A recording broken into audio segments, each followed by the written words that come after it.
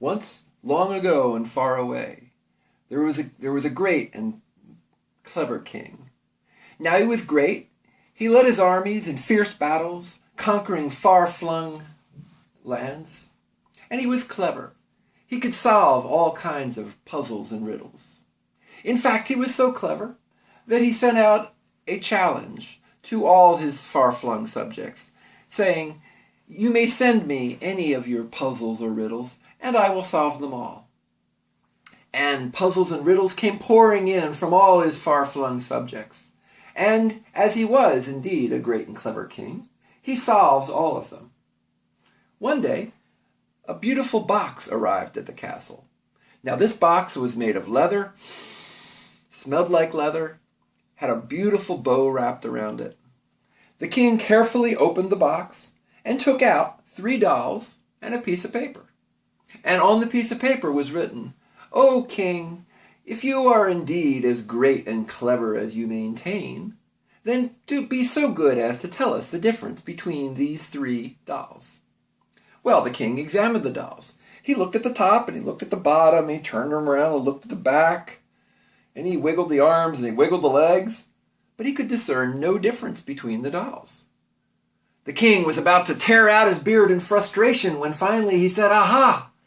I am indeed a great and clever king, because for just such an occasion as this, I keep a wise man." The king called the wise man into his court.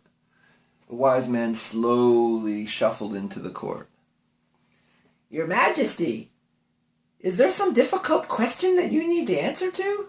You can apply my great wisdom?" "Yes, wise man, indeed there is.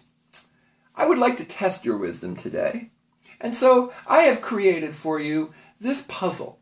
Please be so good as to tell me the difference between these 3 dolls." For the king was great, and he was clever, and he lied like a rug. The wise man took the 3 dolls. He examined them closely. He looked at the tops, he looked at the bottoms, he turned them around and looked at the backsides. And he wiggled the arms, he wiggled the legs, but he could discern no difference between the dolls. The wise man thought about what to say, when finally a saying came to his mind. It is better to keep one's mouth shut and be thought a fool than to open it up and, well, you know the rest of it. The king grew furious. "You wise men are all the same," and he threw him out of the court. The king thought to himself again, "As I am a great and clever king, I keep not only a wise man, but also a fool. For many times, fools will rush in where wise men fear to tread." So the king called the fool into his courts. The fool happily bounced in. "Hey there, kingy, how you doing?" "Be quiet, fool. Now listen, I have created this puzzle for my wise man, but he could not solve it. So please be so good as to tell me, what is the difference between these 3 dolls?" The fool took the dolls, and he started to examine them. He looked at the tops, he looked at the bottom, but as fools are wont to do, he got bored. Unfortunately, lacking the discretion of the wise man, the fool said, "I don't know, king, I give up. What's the difference?" The king was furious. "Why, you fools are all alike!" And he threw him out of the court. The king thought to himself again, "As I am indeed a great and clever king, I keep not only a wise man, and not only a fool, but also a storyteller. For oftentimes we find wisdom bound up in stories." So the king called the storyteller into his court. "Your Majesty," said the storyteller, "what may I do for you today? Would you like me to recount in verse one of your tales of your great battles, or perhaps regale the members of your court with one of your feats of intellectual wisdom?" "None of that today, storyteller. I have a puzzle. I gave this to the wise man, but he could not solve it. And I gave it to the fool, and he could not solve it. So please, be so good as to tell me, what is the difference between these 3 dolls?" The storyteller took the 3 dolls, and he examined them. He looked at the tops, he looked at the bottoms, he turned them around and looked at the backsides.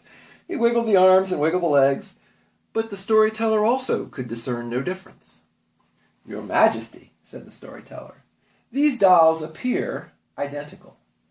The king was furious. "Why, you storytellers—" "One moment, Your Majesty.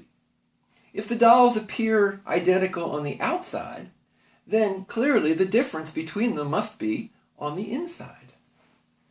The king stopped for a minute. He hadn't thought of that. But as he was great and clever and just about full of himself, he said, "You're correct, wise man. You're correct, storyteller. Please go on."